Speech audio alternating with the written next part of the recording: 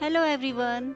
Christmas is around the corner and today I am going to make a beautiful candle holder using this wine glass. And if you don't have a wine glass, you can make this on a glass bottle or glass jar also.